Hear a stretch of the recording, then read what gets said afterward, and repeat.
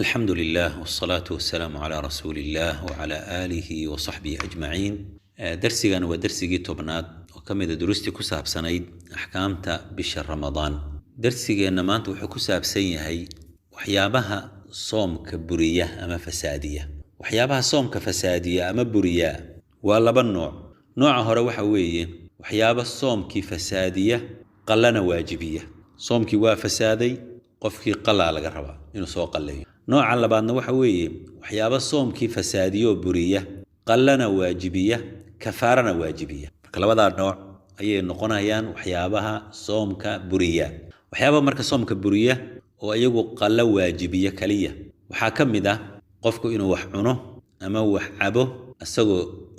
وسي عمدية أو كس أو عبه مال انت رمضان وحاسي هالنقدين حتى وحير حتى يهين حتى سيدا حبات سمسمة أو كالتا أيو لقاي أما دبيع بيا أيو لقاي وكو أفرايا صوم كي سوا فسادايا لكن قفكو هدي وحونه أما وحعبه سوا هالمانسان صوم كي هالمانسان كو أفري مايو قفكي وقفكاسي سيدنا النبي عليه الصلاة والسلام ويري إلهي باقوديي فإنما أطعمه الله وسقاه إلهي باقوديي أو ورابيي مركا أساقو وحا حتى هالنقدين wax badan xataa ha cuno dhibaato male qofka soomkiisu waa u jira waxa la mid ah cunadii iyo cabitaankii waxa la mid ah wax kasta oo booskooda gali kara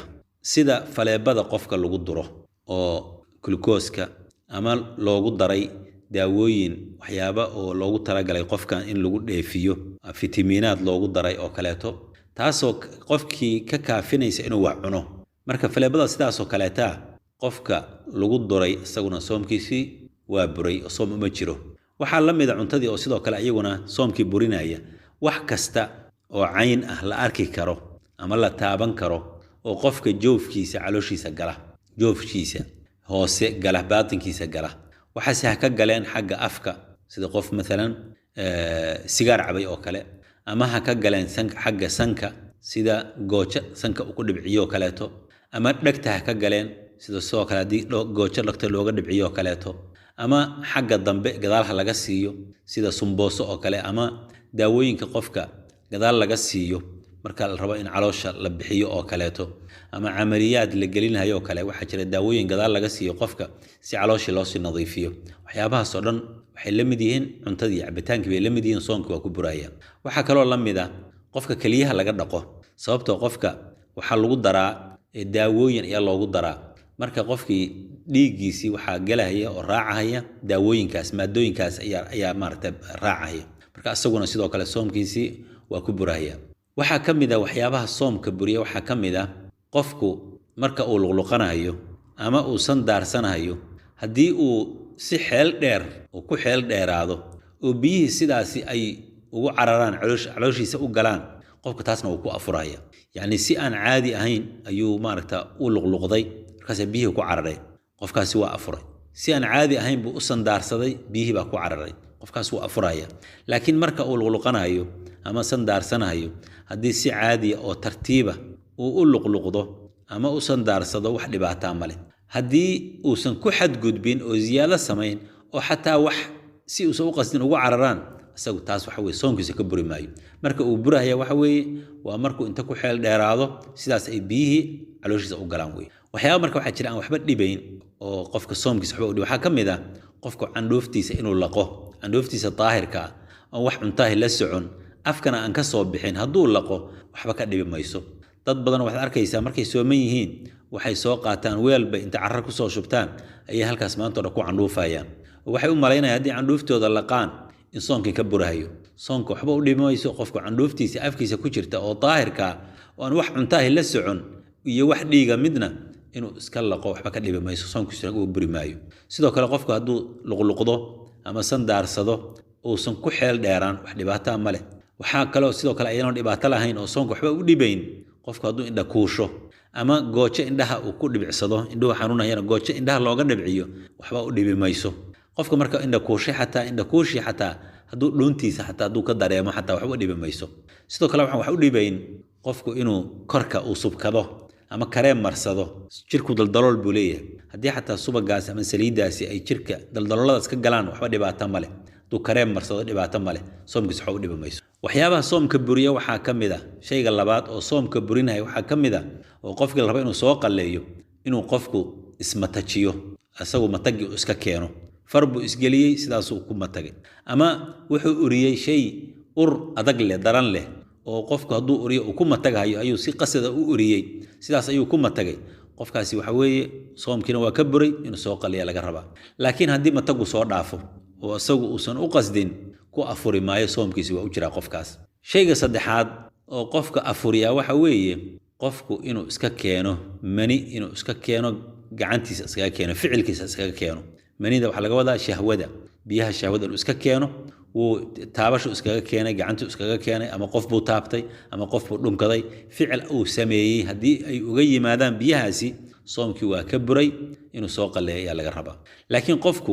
haddii riyo ay uga yimaadaan biyihii wuu riyooday ama fakar wuu ku fakaray waxbuu ku fakaray qalbigiisa ku fakaray sidaasay uga yimaadeen ama waxbuu fiiriyey sidaasay uga yimaadeen markaas waxa weeye soomkiisii waa u jiraa ku afuri maayo sidaas waxyaabaha soomka buriya waxaa ka mid ah qofkii inuu waasho qofkii soomana ayaa waashay soomkii waa ka buray ama qofkii uu ka ridoobo diinta islaamka uu ka ridoobo ayaduna sidoo kale soomkiisii waa ka buray qofkaas laanna riddadu oo qofku diinta islaamka uu ka baxaa camalkii oo dhan bay burisaa lain ashrakta layaxbatanna camaluk baa ilaahay yidhi haddaad shirki samaysid camalkaagu wuu buraya shayga shanaad oo soomka buriya waxa weeye alxaydu wannifaas qofkii dumarka haddii xayd ku dhaco ama nifaas oo ay qofkii dhasho oo dhiiggii dhalmada uu ka yimaado iyaduna waxa weeye soomkoodii waa buray qofka dumarka haddii uu ka yimaado xayd ama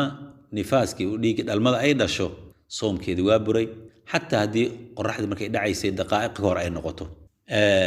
qofka dumarka ma ay u bannaan tahay inay isticmaasho kaniini si ay dib ugu dhigto waqtigii uu dhiigu imaan jiray ma u bannaan tahay masaladaas dadka culimmada ahlulcilmiga waxay yidhaahdeen qofka waxa uu wanaagsan dumarka inay iska dayso oo aysan isticmaalin daawadaas ilaa inay haddee ay jirto xaajad daran ama dhibaato ay u qabto maahane sida qofka maalan xajka oo kale xajinaysay oo ka cabsanaysa in ay xajkii dhammaystiran weydo oo sidaas uu dhiigga ugu yimaado qofkaasoo kale oo hadhowti markaa ay safarkii iyo dadkii la socotay ay ka harto qofka sidaasoo kale dhibaatada ugu qaba waa la gartay oo isagu waa u bannaan tahay laakiin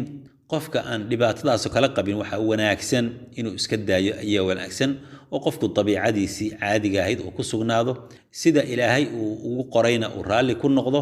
ajarkiina waa loo qorahayaa oo maalan haddii uga soo aado kaleeto 10kii dambe oo ramadaanka ama bishii ramadaanba ay uga soo aado qofka waxay la mid tahay sida qofka mariidka ah ama musaafirka ah camalkii uu samayn jiray markuu qofku fiyoobaa ama uu gurigiisa joogay sida loogu qorahayoo kale ayaa qofkaana insha allah waxa uu niyeystay loogu qorahayaa maadaama cudurkaas uu macnaha arrintan ay ku timid marka waxaa fiican inay iska dayso ayaa wanaagsan midda kale acmaasha saalixa oo ma aha kuma koobna soomkii salaada kaliya kuma koobna acmaal kale ducadii baa jirta adkaar bay akhrisan kartaa sadaqa jirta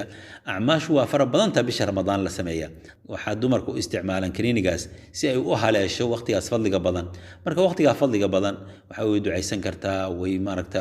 way adkaar bay akhrisan kartaa acmaal kale to wanaagsan ba la imaan kartaa laakiin qofka hadduu ku adkaysto oo uu yiraahdo anigu waxaan rabaa inaan uusan soom qalaal igu yeelan si adartay inaan isticmaalo culimadu waxay yiraahdeen way u banaantahay laakiin laba sharti bay ku xireen labada sharti waxa weeye qofku inuu la tashado dhakhtar in la tashato in uusan wax dhibaato ah u soo jiideen daawadaasi wax dhibaato aysan u keenin waa inuu dhakhtar la tashada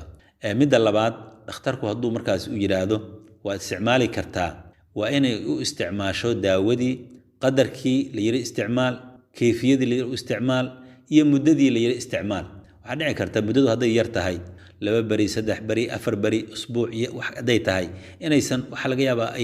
ay dhibkii yaraado laakiin haday muddo dheer isticmaasho inay dhibaato badan ku keento waana la arkay dumar badan dhibaato ay ku keentay oo dawladii ay khalkhal ka gashay iyo qaar dhiigiiba saa uga tagayba waa la arkay marka waxa weeye hadiiba ayba ku adkaysato inay isticmaasho waa in dhakhtar la tashataa oo dhakhtarkaas ay weydiisaa wax dhibaato inuu soo ogaan karin uu sheegaa markii dhakhtarku u qorana sidii dhakhtarku ugu sheegay kayfiyadii loogu sheegay iyo muddadii uu dhakhtarku u sheegay waa inay ku ekaataa oo ku amal fashaa marka arrimahaas aan soo sheegnay waxyaabii waxa weeye soomka fasaadinayay oo burinayay qofkii uu soomkii ka burin laga rabay inuu soo qalleeyo nooca labaad waxa weeye waa nooc soomkiina burinaya qallana waajibinaya kafaarana waajibinaya noocaas waxa weeye aljimaac ama galmada dumarka oo maalin ramadaan qofku si kasta uu la yimaado isagoo og marka qofka taas kale ku dhacay xaaskiisa ku dhacay maalin ramadaan ah waxa ku waajiba marka hore in horta ilaahay u toobad keeno laana wuxuu ku dhacay arrin xaaraan ah oo waliba qofka halaajinaysa ayuu ku dhacay nin asxaabta kamid ah ayaa nabiga u yimid sallallahu alayhi wasallam markaasuu wuxuu ku yaa rasuulallahi halaktu rasuulka ilaahay waan halaagsamay riwaaya kale waxay leedahay yaa rasuulallahi ihtaraqtu waan gubtay markaasuu nabigu wuxuu yiri wama ahlakak maxaa ku halaajiyay markaasuu wuxuu waqactu ala imraati fi ramadaan xaaskayga ayaan ku dhacay maalin ramadaan dhexdeed nabigu marka ma oran urmaadan halaagsamin mana aadan gubana waa fiicantaa ma oran ee arrintaas nabigu waa u qiray marka arrinkaas inuu halaag yahay oo qofkii qof gubtay uu yahay ay ku tusinaysaa dambi weeye marka weyn marka qofku inuu ilaahay uga toobad keeno waa marka koobaad marka labaad waxa laga rabaa inuu soo qalleeyo maalintii soomkaasi uu fasaadiyay oo ka buray maalintii inuu soo qalleeyo waa laga rabaa midda saddexaad waxa laga rabaa kafaaradu marka sida tartiibtaan bay leedahay marka u horeysa waxa waa inuu xoreeyaa qoor mu'minada qof adoonnimo ku jira oo mu'mina waa inuu xoreeyaa